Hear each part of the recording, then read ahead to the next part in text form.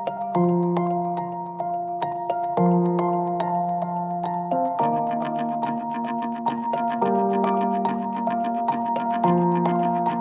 afternoon and welcome to the Wattics Energy Learning Community. My name is Amy Ryan, coming to you from the MX Energy Management Show, and today I have with me Scott Armstrong, who is the Head of Energy and Sustainability and the ESOS Lead Assessor at Bourne Leisure. Scott, thank you so much for joining us today. It's so lovely to have you. So you were talking on the importance of investing in a team, and which is closely related to the sustainability CAPEX program at Bourne Leisure. Could you start off by telling us a bit about the program itself and what the aim of it is? So we have been investing in sustainable technology for I would say a good 6 years now since I joined the business. Typically, that's an annual program, which we start about 12 months prior to the start of that program. We pitch for the same capital as other departments, obviously, because capital within any business is finite. And the projects that we've been doing relate to anything from LED lighting, CHPs within our swimming pools, behavioural change programs, replacement boilers, and most recently we have been investing in the implementation of sub-metering. The reason for sub-metering is so that we can start to measure and manage the consumption of energy within specific venues. So over the course of the 5-year program, we've probably invested in excess of £8.2 million in energy saving technology. And that's had some fantastic results. Do you want to maybe expand on those results? That's quite a significant investment. Maybe you can share some of the results, and maybe for those who don't know Bourne Leisure, maybe just a brief introduction of who you are, what you do. Absolutely. Bourne Leisure is the largest provider of UK holidays and holiday ownership within the UK market. We've been operational for about 54 years now, starting in the early 60s, and we manage 3 brands, those brands being Butlins, which is a very iconic leisure brand within the UK, our Haven caravan parks, which we have 38 of, by far our largest brand, but also Bourne Leisure hotels, which are hotels which range from both coastal resort hotels and also country house hotels.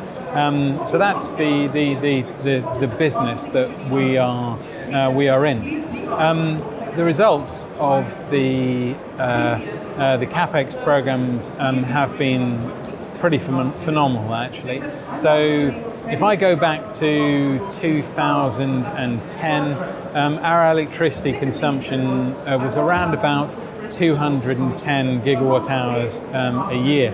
That's fallen consistently over the course of the last few years, down to the investment in technology that we've put in, and is now sitting just above 160 gigawatt hours. So we've seen a 25% reduction in our energy use across the business, which has been driven mainly by better technology and replacement technology that we've put in via the CAPEX program. How have you seen the program evolve over the past couple of years? I'm assuming that you've had the sustainability program instated for the last couple of years? For 5 years now. 5 years, yeah. And how have you seen the program evolve? Initially, when I took over at Bourne 6 years ago, we were largely doing things which were relating to people's behaviour. We had a set of green leaders within the business who would ensure that we're doing the right thing in terms of our energy consumption. What hadn't been trialled is the use of technology. So the last 5 years has been very much around using technology not only to reduce the import consumption of energy, but also to create energy which we can then use elsewhere within our facilities. So combined heat and power has been a great example of that. Combined heat and power using gas to create heat as the primary output, but also to power a turbine to create electrical load, which then goes onto our network and we use at other points of the venue. So that kind of technology has come to a fore. LED lighting. 6 years ago, LED lighting was incredibly expensive, and the range of bulbs that you could get were pretty limited. Today, we've seen a huge drop-off in the cost of LED bulbs, and a massive increase in the range of bulbs that we can use across our facilities, and therefore that is the kind of project which we are investing quite heavily in, not only within our venues and our accommodation units, but also externally within our street lighting facilities as a business. So technology, is dropping in price. Energy efficient technology is dropping in price. As it drops in price, we invest more, and we're exchanging more old-fashioned kit, boilers, AHU units, etc., for more energy efficient technologies. So that is typically the results that we are seeing. What challenges have you faced in implementation, especially across a number of sites? I would think that there would bound to be some type of perhaps a hiccup when first starting, or across a multitude of sites or locations. How have you managed that process? The challenge, initial challenge, was trying to bring together all of the things that we were trialling and being able to look at the results in a meaningful basis. So we were running trials of technologies at the same time as running other trials, and because we didn't have the data to support it, we didn't really know what savings were reflective of what technology that we were trialing at any given time. So that was one of our first challenges. So improved metering, was put in. Sub-metering of particular venues was really important for us to achieve. That way we could narrow down the savings to specific areas. We were also challenged with weather adjustments. So historically we hadn't used weather to help us to create the budgets. Now we use that as the one of the primary factors of creating our budgets. We weather adjust volume from the previous year to season normal temperatures, and we do that on a site-by-site basis. So we're much more accurate in terms of the data that we're now using in terms of the trials that we are putting together. One of the questions that you asked there was around the challenge of obtaining CAPEX.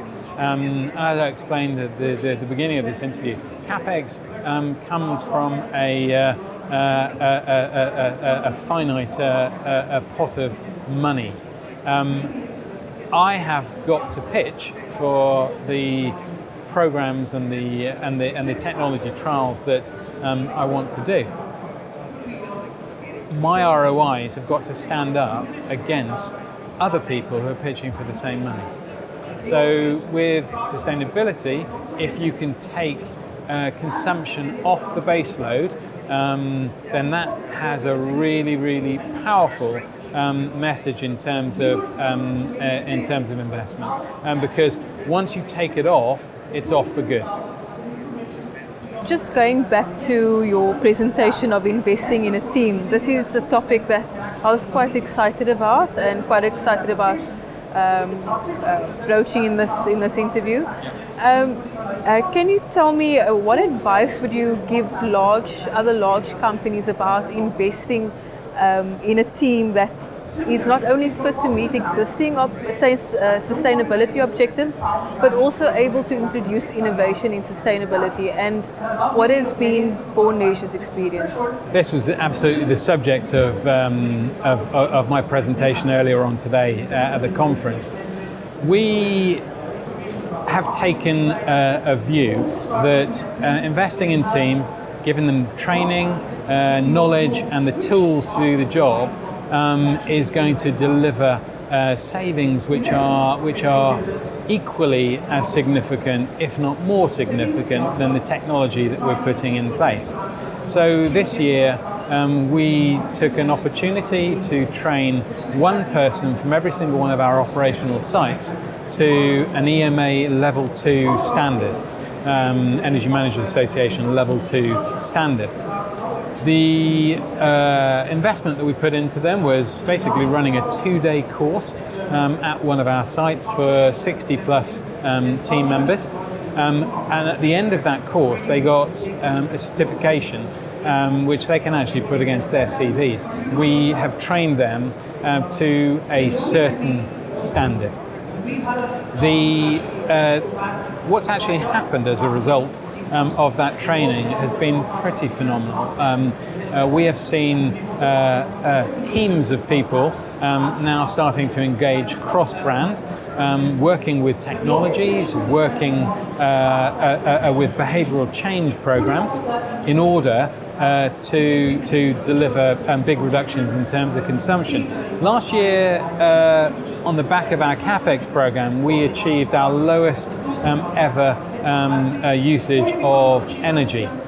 In the 8 months since we have done our training this year, we've knocked another 7% off the figures that we achieved last year, which after all was our best year. That's a significant amount of savings, and congratulations on that. My last question is about how you're seeing the program evolve over the next couple of years, and what your goals are on top of the success that you've already had. The challenge is how you keep the program alive. So we've trained 60 people, 46 of those passed the EMA accreditation, and of those 46, around 18 of those people have either gone on to change jobs, to leave the company, or have had internal promotions. So it's a great news story in terms of what we achieved, but what we've now got to do is we've got to repeat the training that we did for the Level 2 standard for another 18 people in the course of the next 12 months. Whilst we achieved a really good saving this year, the 7% that I was talking about earlier on, we need to ensure that that is sustainable. It needs to come off the baseline energy consumption, like investment in technology would do so. What is a concern to us is that this might have been a one-off. It might have been due to the focus that we put on behavioural change. And if we don't continue to manage this and to keep it in the forefront of everybody's minds, we might revert the savings that we made during the course of this year. Excuse me. So next year, the next part of our training, and so in 2018, is we're going to take a number of the people that we train to Level 2 standard to a Level 3 standard, which is further investment in them. What we're seeing is that a lot of the Level 2 team that we've now got are asking for further information, asking for further knowledge. They're saying we've done what we can in terms of the behavioural change piece. Now we're really interested in what we can do in terms of providing solutions to the challenges and the opportunities that we're finding when we're auditing our particular sites. Without further technical training, they're not going to be able to deliver that fully. So Level 3 training is certainly going to happen. And we're also starting to look at apprenticeship schemes. So the EMA offer an apprenticeship scheme, which is a 2-year program to become a junior energy manager.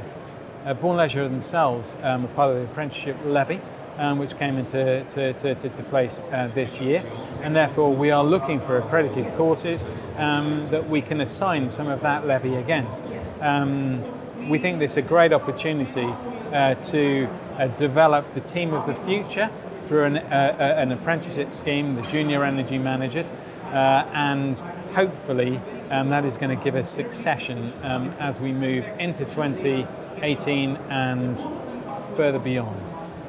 Thank you so much, Scott. Sounds like very exciting times at Bourne Leisure. Lots of development and goals that you guys have in place. So all the best with that, and thank you very much for joining us at the Wattics Energy Learning Community today. My pleasure. Thank you.